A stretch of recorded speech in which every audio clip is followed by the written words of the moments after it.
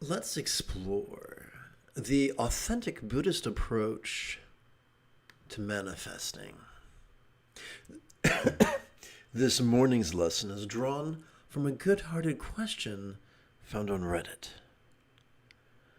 titled, "Do Devas Have Power?"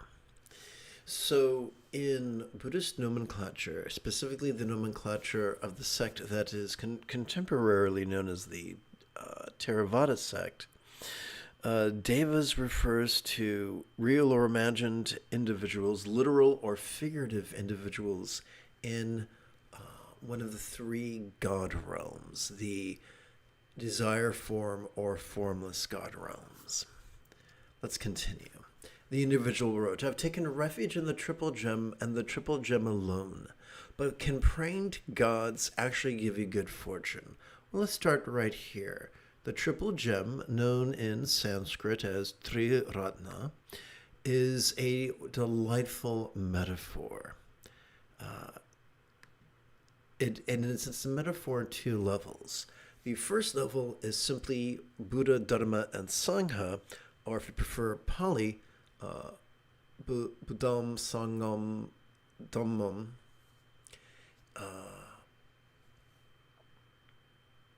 However, on a deeper level, it's a metaphor for relying upon the Buddha's example, the Buddha's instructions, and the Buddha's students. And we shall come back to this. Can praying to gods actually give you good fortune? Now, the last thing I want to do is treat this person the way a school of piranhas might treat an unfortunate capybara who has wandered into the wrong Amazonian tributary. I do not wish to be a bloodthirsty troll. So here's the deal. The desire for good fortune makes sense. There's a wonderful book you can find online, in print. It's called The New Human Rights Movement. Peer-reviewed studies have shown that the more peril an organism is subjected to, the more likely it is to be, the more its amygdala is to light up and to dominate its worldview. Amygdala being the center or the seat of both fear and aggression. However, the more safety, security, and plenty an organism has, the more likely their anterior cingulate gyrus is apt to light up. That being the fancy word for their seat of empathy and compassion and love, that which functions as if it was the hub of their mirror neurons. This is illustrated quite dramatically when we contrast the behaviors and the demeanors of chimpanzees in the wild to bonobos in the wild. They share a common ancestor. They are very, very, very similar, but the chimpanzees live in relative peril. The bonobos live in relative security. Consequently, the chimpanzees have a distinctly ultra-violent patriarchal society, whereas the bonobos have a cooperative, peaceful, matriarchal society. Any student of current affairs can tell you that much like the monster in a B-movie that won't stay dead, both fascism and jingoism are raising their scabby heads. Fascism being a country declaring war on its citizens, jingoism being a country declaring war on other countries. In this treacherous, perilous environment where economies are becoming increasingly more and more ruthless, and social safety nets are being undermined in every possible way, the need, the feeling for safety and security is completely understandable. And so I'm not going to sanctimoniously throw names at you that would be mean and cruel. The fears and the compassion that are driving your desire for good fortune are understandable. But we have to remember that according to Buddhist mythology, before Buddha was named the Buddha, he went by the family name of Gautama. Before he left the palace, he was known as Prince Siddhartha. As a prince, he had all the power and wealth any of us could imagine, especially when contrasted with the lifestyles of his countrymen. Buddhism did not forsake the palace to manifest greater wealth and power. He already had all the wealth and power he could ever want. He forsook the palace, according to lore, because he sought something that neither wealth nor power could give him. Greater peace, love, wisdom, and joy. These are the treasures that Buddha offers us. When I first came to Buddhism, many decades ago, I tried to bring manifesting and belief-oriented and hypnosis-oriented technologies to bear on what I thought was the problem of Buddhism. I could not have been further from accurate, and I had to work very hard to unlearn what I had learned prior to Buddhism. Like a curious kitty cat who followed the scent of Doritos into a cellophane bag and then had difficulty extricating himself afterwards, which is a great entertainment value, but horrendous to the cat. Similarly, I found myself trying to unlearn manifesting, and it's tough. It's tough because manifesting is like a stain that has insinuated itself in most spiritual and quasi-spiritual communities. Why, even in the 80s, I remember hearing of the Pentecostal prosperity gospel. Well, if you name it, you can claim it. Oy vey. So, the desire for the safety for oneself and others that good fortune can bring us is understandable. The source is questionable. I don't know about you, I love cinema. And like most geeks, I do a dreadful imitation of Jeff Goldblum from Jurassic Park. You were so busy wondering if you could, you forgot to ask if you should. Once again, all apologies to every geek everywhere.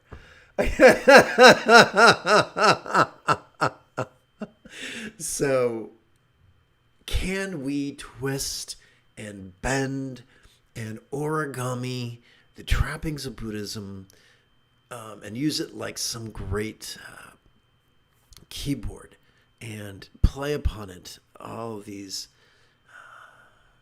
formula to manifest the needs, no less desires, of ourselves and others? It may be possible, but that is not Buddhism's intended purpose.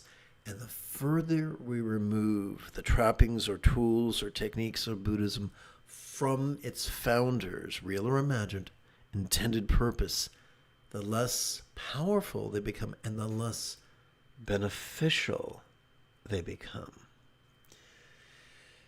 My Tibetan teachers generously explained to me that the fundamental duality of Buddhism is not us and them or hot and cold. It is hope and fear, or more prosaically, dread and desire.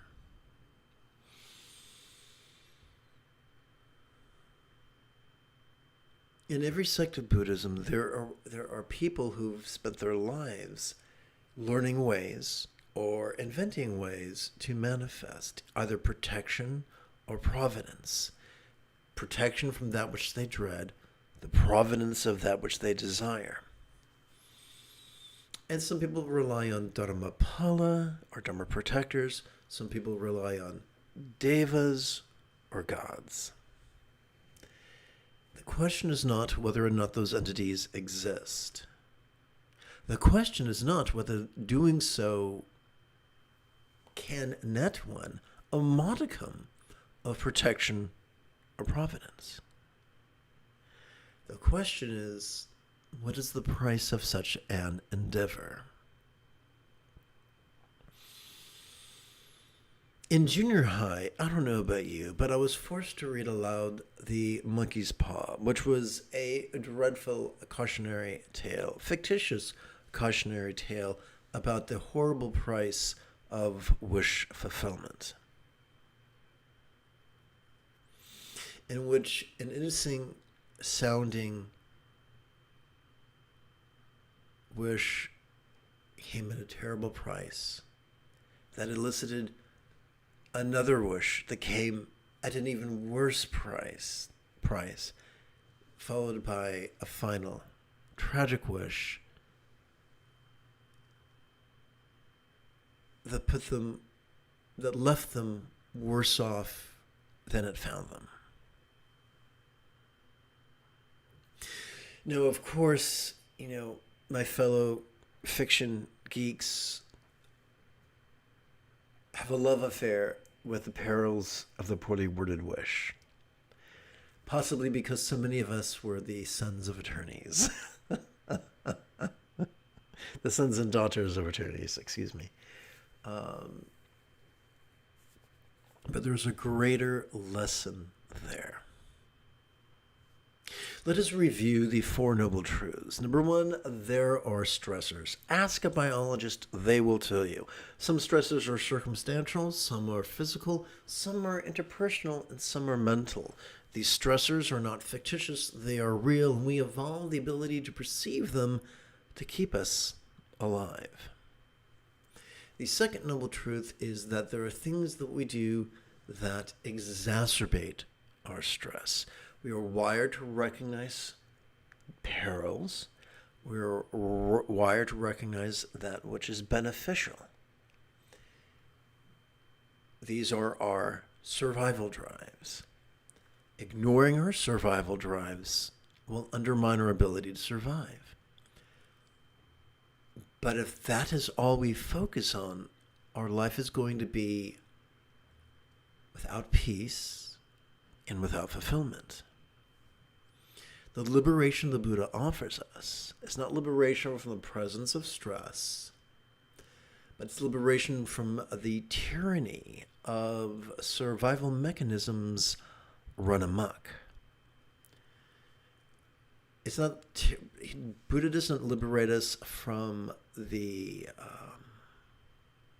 presence of our survival mechanisms, but once again, their tyranny.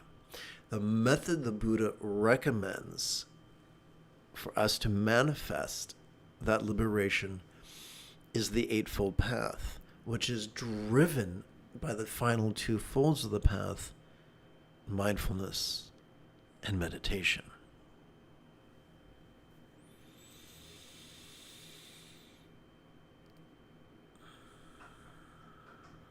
Forgive my ADHD memory, but I think it was in the early 30s when FDR came to office. In a famous speech that was immortalized in the 1980s by Oingo Boingo, FDR, Franklin Delano Roosevelt, proclaimed there is nothing to fear but fear itself. And that is a wonderful hyperbolic statement. That's a wonderful figurative statement. Hopefully most of us understand that's not a literal statement. If a man is threatening to stab us and trying to stab us, that is dangerous. That danger may be exacerbated if the panic we feel causes us to freeze, that panic exacerbates the peril, but it is not literally the sole source of peril.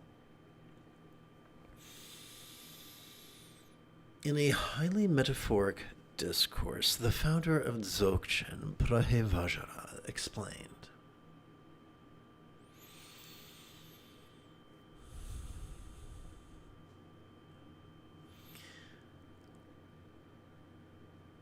that the protection we seek, ironically, is protection from our own dreads. That the providence we seek is freedom from our own desires. And ironically, the greatest protection from our dreads and desires is to be vulnerable to them as we breathe in, and to go with the neurological flow of relaxing and releasing during our exhalation to help us to release. Allow me to elaborate. This is our brain. Every time we inhale, whether we know it or not, we have an opportunity to practice mindfulness, because every time we inhale, we automatically access our sympathetic nervous system, found in the center third of our spinal cord. This bad boy has evolved to help us to perceive vulnerably, passively, viscerally, and randomly. But the things that we perceive can be uncomfortable. Sure, we can perceive things like sight, sound, sensations, flavors, scents, and the like, but we can also perceive emotions, intentions, thoughts, memories, and imaginings. Some of them, well, it's like the 1970s spaghetti western. Some of them are good, some of them are bad, some of them are ugly. Fortunately, every time we exhale, that is an opportunity for us to meditate. Because every time we exhale, we are accessing our parasympathetic nervous system, found within the bottom third and upper third of our spinal cord, which includes the, forgive my pronunciation, the reticular activation system of our brainstem. Together, during each exhalation, our parasympathetic nervous system supports both physical relaxation as well as mental release. Now, you could ask, dude, if this is already wired into our inhalation and exhalation, why sit cross-legged upon the floor? Good question. And the answer is Urkel. Consider the fictitious character Urkel. Sweet, clever, but klutzy. Did I do that? Our brain's the same way. Due to a quirk of evolution,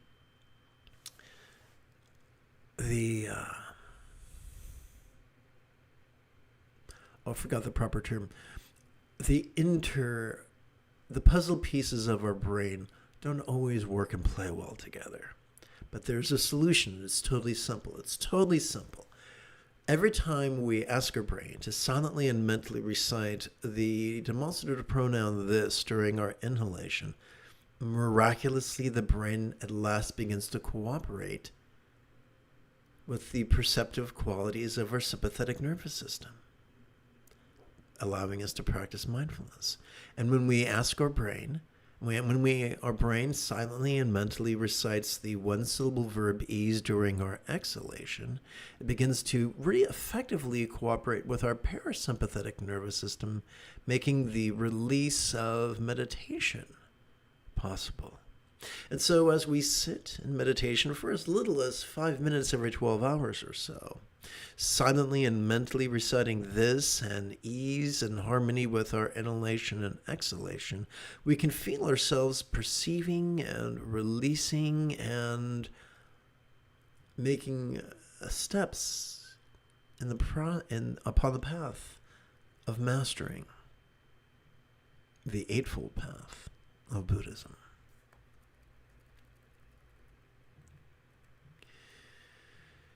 Can the devas send us signs and dreams or have magical powers? They may. Or are they just like people but higher up in the wheel of incarnation who don't know you or care about you? That is a distinct possibility. Whether that is the case or not, the question is, in a best case scenario where these devas were omniscient and omnipotent, the ultimate Santa Claus, is there a price to be paid for the indulging of our dreads and desires? Now, I ask this rhetorical question from a place of great political hypocrisy. I'm a progressive, and I hate the idea of colonialism, yet my country is based, the founding of my country was based on colonialism, on the exploitation of every group of people you could shake a stick at. And for the last 250 years, my country has supported exploitation around the globe. And yet here I sit and say, I don't like colonialism. I sit here in the relative safety of Southern California and say, my heart breaks for the genocide in Gaza and Jordan and the Congo. And yet my country, in my taxpayer dollars, regardless of how loudly I protest, is in some cases directly or indirectly funding those genocides, and in other cases is not helping to fix them at all. I have relative safety, I have shelter, I have food, I have clothing, I have the tools I need to use what talents I possess to benefit others. As far as lamas go, I'm super, super, super lucky. And so maybe my words don't ring true when I say dread and desire. The indulgence of our dreads and desires will make our worst nightmares come true.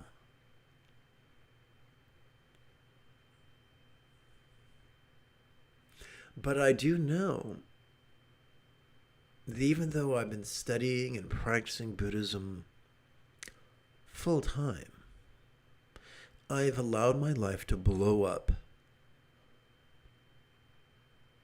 multiple times. Once to escape a cult, once to escape a marriage, once to escape a relationship. And it could be said that that was necessary for my survival. But I would be lying if I did not admit to myself and to others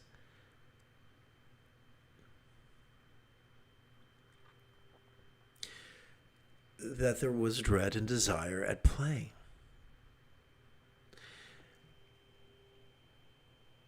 I cannot compare myself well to Albert Einstein. That boy was a genius. And he made famous the idea of a thought experiment. We can do our own thought experiment and conceive of all the many ways that we can squander the decades or years left to us. Hopscotching from circumstance to circumstance or relationship to relationship in the quest of making things just so. Why, even the Eagles mocked that strategy in their song, "You Can't Hide Your Lying Eyes." My oh my, you sure know how to arrange things.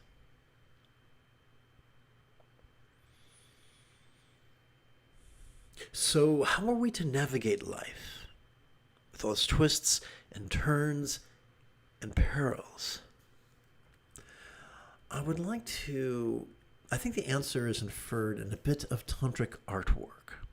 Consider this gal, if you will, the color of a cumulus cloud. She can represent who appears to be actively sporting in tantric union. She symbolizes spontaneity. Let's pretend there are three permutations of spontaneity. The first would be absence of spontaneity. We could call it contrivance. The second could be scattered spontaneity. You know, the kind we sometimes experience after perhaps our third espresso in 30 minutes, where we just feel undefeatable, unstoppable. What would illustrate the middle path between those two extremes? Consider her partner, the color of an azure sky, who appears to be savoring the same tantric union passively. This represents centered spontaneity, and this centered spontaneity is the byproduct of a healthy and consistent practice of mindfulness and meditation. In the short term, well, let's jump back. There are many, many bad teachers and many, many bad meditation books who confuse mindfulness with concentration, who confuse meditation with analysis. And when we indulge those tendencies by relying upon such neurological structures as our medial prefrontal cortex or our dorsolateral prefrontal cortex, fMRI studies will show that our amygdala, the seat of fear and aggression, lights up like a Christmas tree. However, when we rely upon the sympathetic and parasympathetic nervous system to practice the perception and release of mindfulness and meditation, it is the anterior cingulate gyrus that lights up, the seat of empathy and compassion and love. This is why the greatest Dzogchen lamas of Tibet have insisted that the highest love is spontaneous and uncontrived. Now let's get back to this. When our choices and our utterances and our deeds flow from the effortless effort of love's centered spontaneity, our life could become more and more like the real or imagined paradise or Pure Land, or if you prefer Sanskrit, Vati. The real or imagined Buddhas. Real or imagined Buddhas, paradise or Pure Land or Vati. The key to the bliss we desire, circumstantially, physically, interpersonally, and mentally, is flowing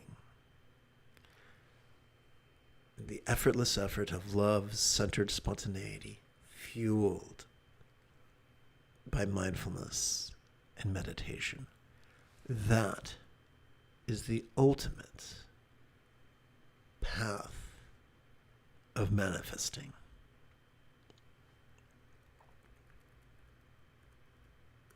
I do look forward to practicing with you after approximately 30 seconds of housekeeping.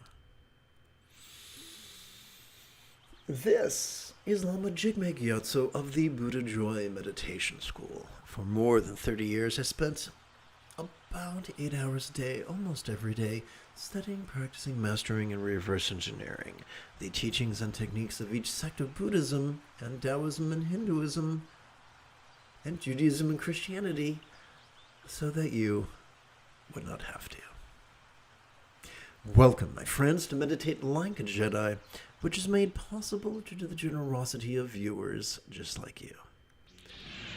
Let us play with the latest iteration of the foundational text of Dzogchen. known in Tibetan as Dorje Sampanam Kache, or the spaciousness of Vajrasattva, composed by Gaurab Dorje, known in Sanskrit as Prahe Vajra. I have not translated it, I have merely adapted and amplified it.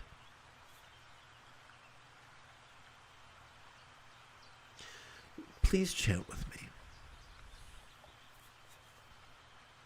By the way, I'm going to be doing a lot of editing and playing with the text. You may enjoy that. If you don't, I'll understand. When you have questions about Buddhist chanting, or meditation, or philosophy, or application, type your question in great detail in the chat window. Together. Phenomena are not other than the true condition. Without input on our part, they appear and disappear. Naturally arising wisdom need not be actively sought. Self-liberating by nature, it reveals the way. So that is really vague, and it's my intention to make that make sense.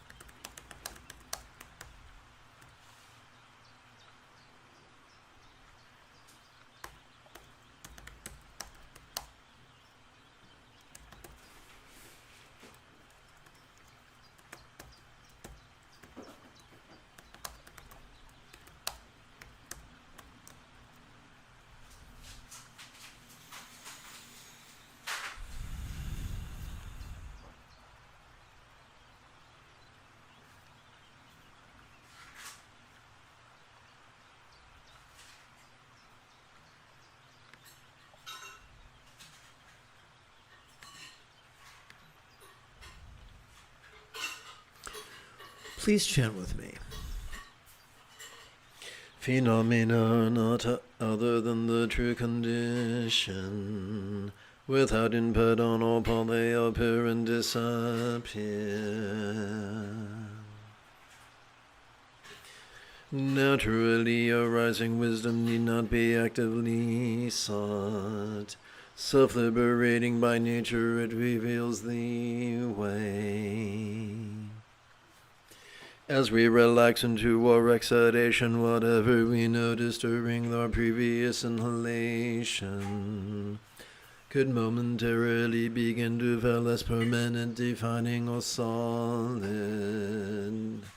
Since all complex animal life forms on this planet have evolved to think symbolically, let's explore this figuratively. As we relax into our exhalation, whatever we notice during our previous inhalation could begin to feel as non-graspable as a vast empty void. Whoops, look at that. Now any good English teacher will remind us that a simile is only as effective as it is relatable. Therefore we must ask, what is a real-world example of a non-graspable vast empty void? How about the illusion of the infinite azure sky, which although is tantalizing to the eye, could be non-graspable to the hand? And now let's rest the mind.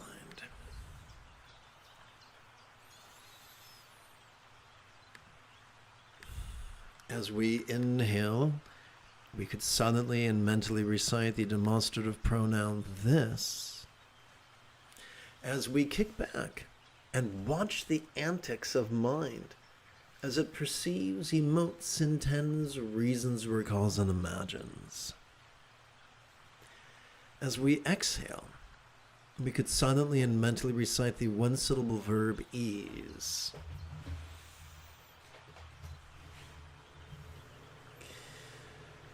As we relax into that exact same mind's non-graspable nature.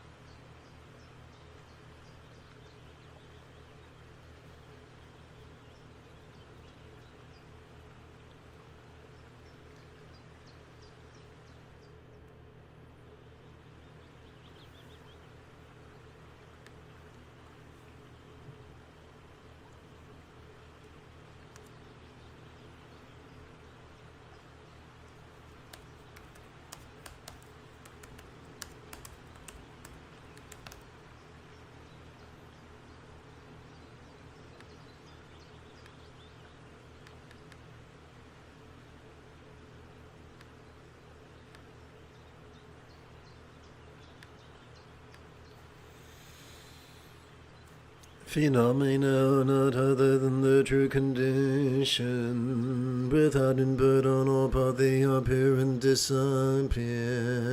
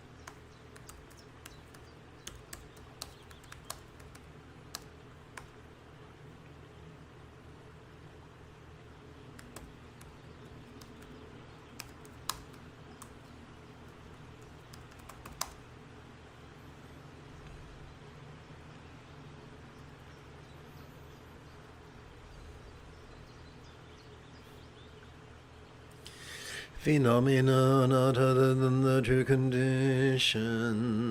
Without input on all part they appear and disappear. Naturally, arising wisdom need not be actively sought. Self-liberating by nature, it reveals the way.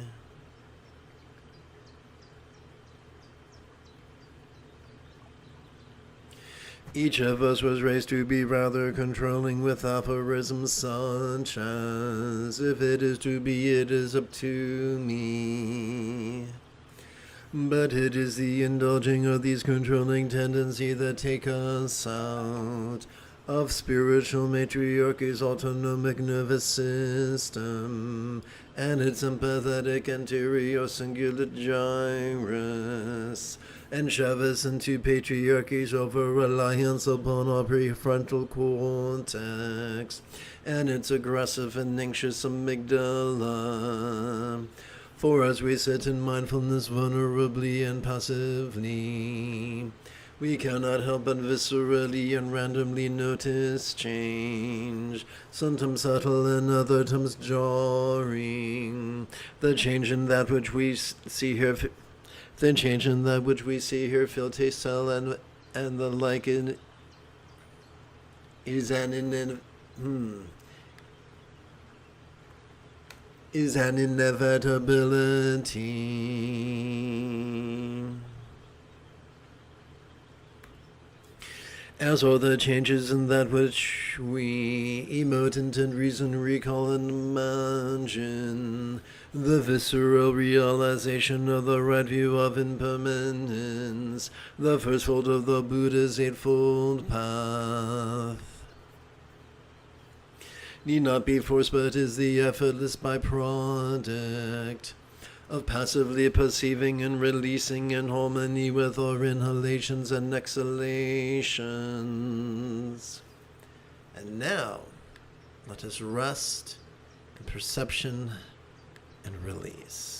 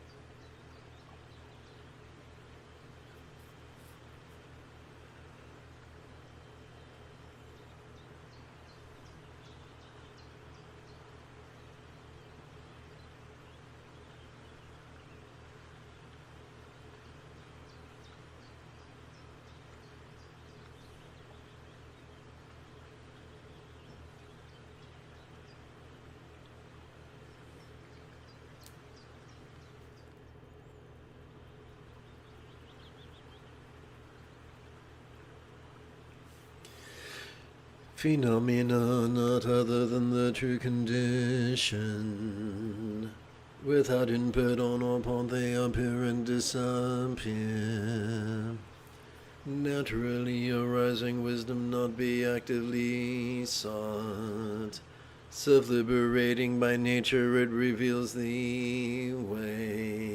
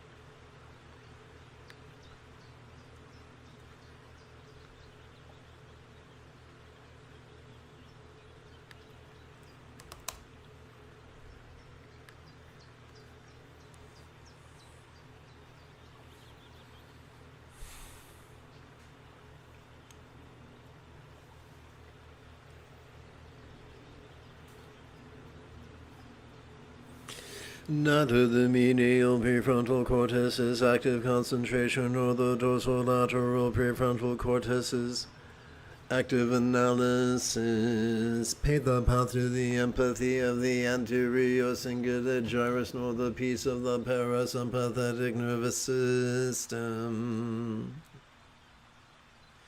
but rather lead us to the aggression and anxiety of our amygdala, dwelling in the dungeon of our limbic system.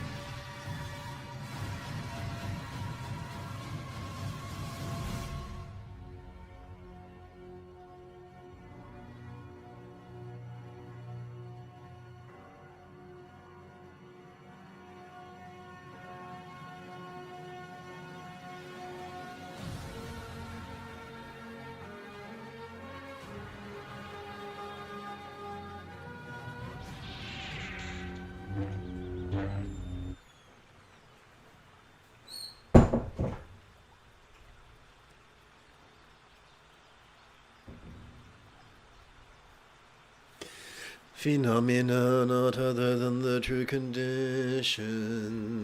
Without input on or part they appear and disappear. Naturally arising wisdom need not be actively sought. Self-liberating by nature, it reveals the way.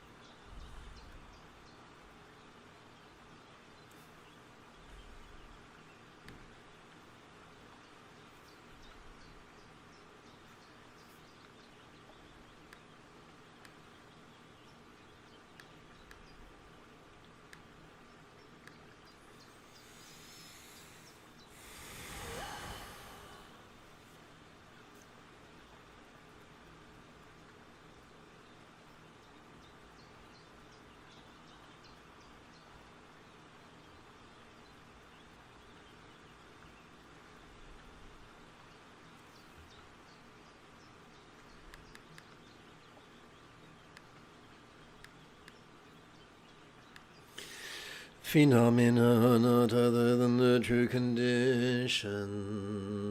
Without input on all part they appear and disappear. Naturally arising wisdom need not be actively sought. Self-liberating by nature, it reveals the way. As we relax into our exhalation, whatever we notice during our previous inhalation could momentarily begin to feel less permanent, defining or solid. Since all complex animal life forms on this planet have evolved to think symbolically, let's explore this figuratively. As we relax into our exhalation, whatever we notice during our previous inhalation could begin to feel as not graspable as a vast empty void. Now any good English teacher will remind us that asymmetry is only as effective as it is relatable. Therefore we must ask, what is a real-world example of a non-graspable vast empty void? How about the illusion of the infinite azure sky, which although is tantalizing to the eye, could be not graspable to the hand?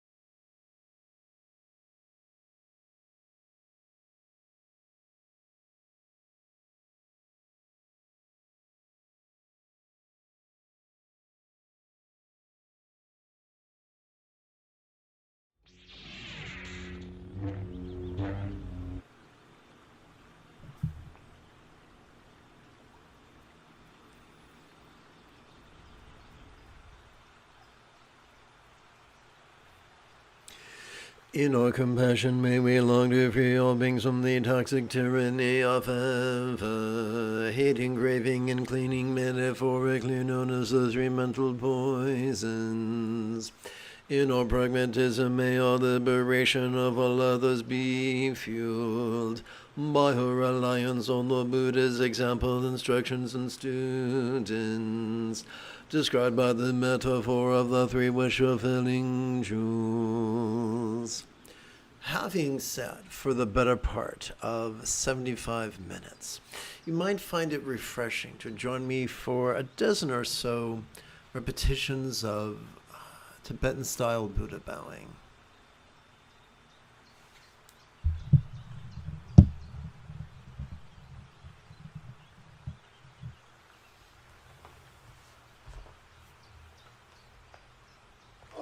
Goodness gracious.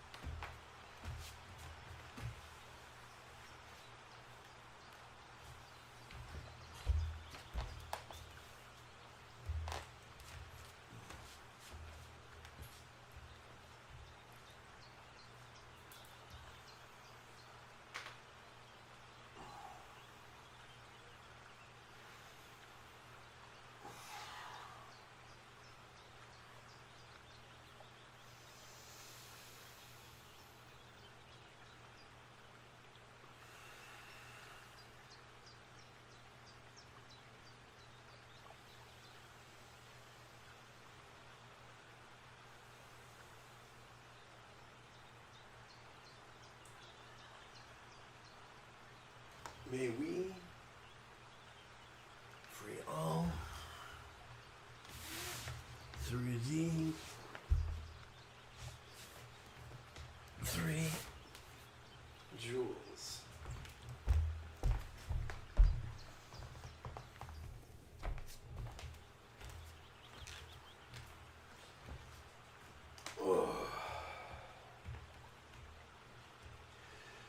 May we free all through the three jewels. May we free all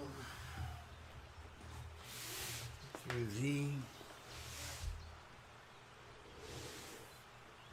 three jewels. May we free all through the three jewels. May we free all through the three jewels. May we free all through the three jewels. May we free all through the three jewels. May we free all through the three jewels. May we free all through the three jewels.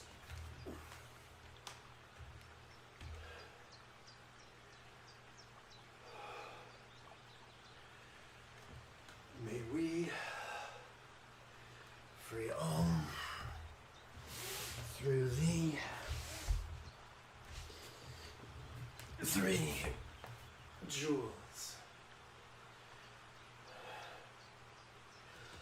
May we free all through the three jewels. May we free all through the three jewels.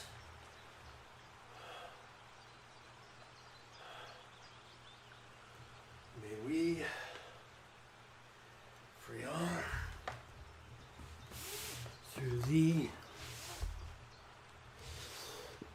three jewels.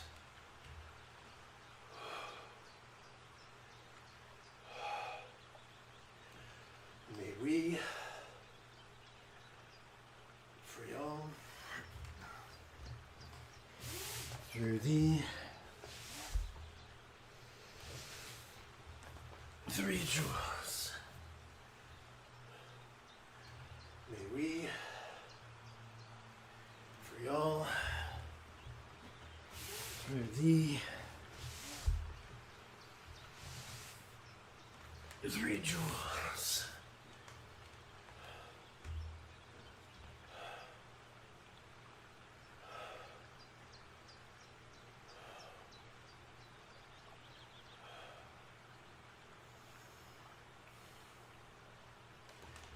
May we free all through the three jewels.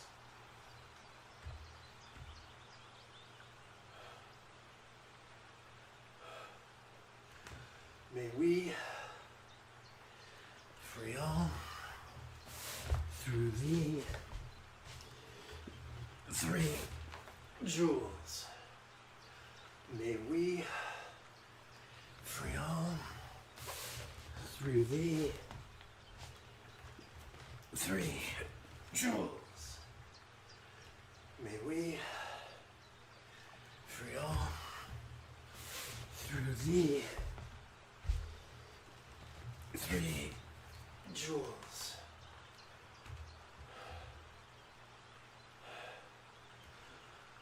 May we free all through the three jewels. May we free all through the three jewels.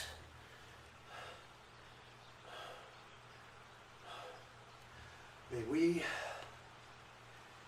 free all through the three jewels.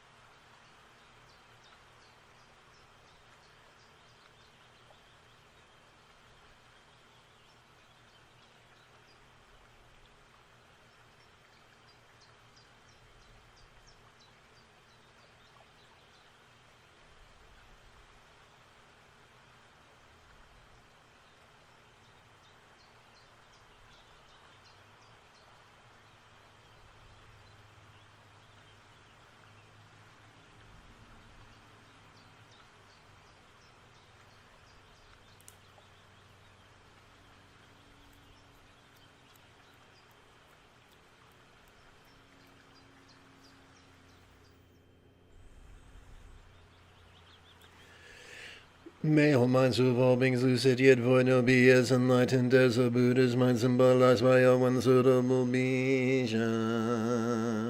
May all speech of all beings resounding yet void no be as laughing as a Buddha's speech symbolized by a multi-syllable mantra. May all forms of all beings sensual yet void no be as healthy as a yidam octave depicted in Buddhist statuary.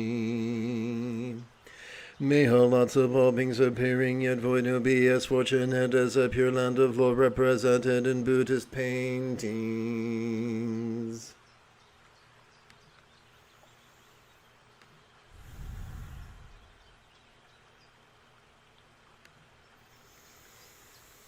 If you feel that I have earned it, you could give this live stream a thumbs up. You could even help support this channel. In approximately 9 3/4 hours, I would very much like to return to lead today's evening meditation class and group practice.